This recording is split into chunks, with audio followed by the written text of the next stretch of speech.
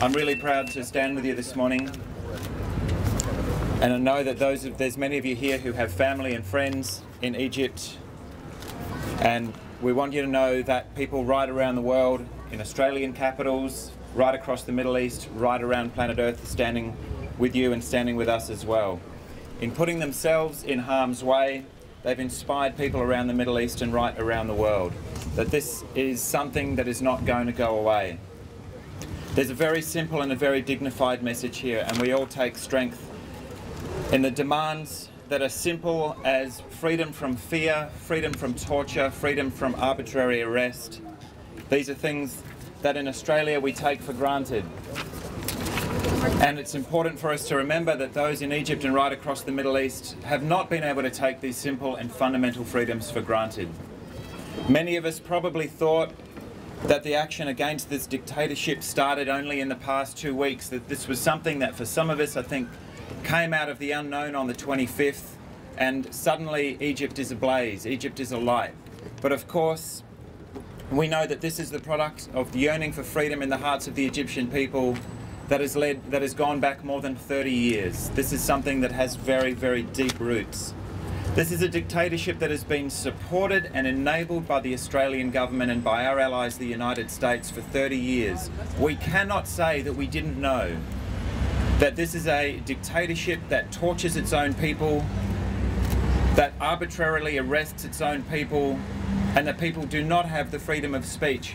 And that is no more aptly demonstrated than over the last fortnight, when in an effort to shut down the demonstrations that had caught alight right around the country, the regime took down the internet, closed down independent television and radio, closed down newspapers, closed down the cellular phone system to try and prevent the people of Egypt from even communicating with each other. And what happened? The demonstrations got bigger. They've touched off demonstrations in other countries in the region, and they've inspired us right around the world.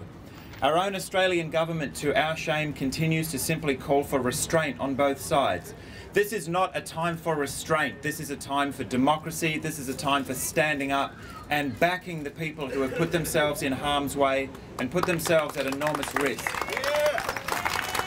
The Egyptian government, or the regime I should say, Mubarak has offered to stand or stick around until September and then call elections. This is not good enough.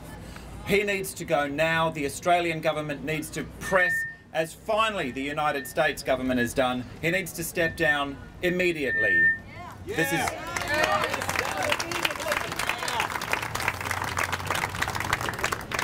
For the Australian government to continue to support the Mubarak regime is an insult to the people who've stood up at huge risk to themselves and their families and put themselves on the line. The movement against Mubarak is not extreme, and it does not seek to replace one dictatorship with another. We have all, I'm sure, been touched by the images and the stories of people simply looking out for each other. Christians protecting Muslims during prayer, people protecting the police officers who moments earlier were firing tear gas at them at demonstrations. The enormous restraint and dignity with which the Egyptian army have conducted themselves in trying to at least keep the peace and create a space for these demonstrations to continue and grow has touched everybody. I've personally never seen anything like this before. We know that the situation is volatile, that people are at enormous risk, and we all hope that this situation concludes peacefully as rapidly as possible. But thank you very, very much for inviting us down here today. I know we will continue to work together to press the Australian government to take a strong and unequivocal and unambiguous stance. The people of Egypt have spoken. Thank you.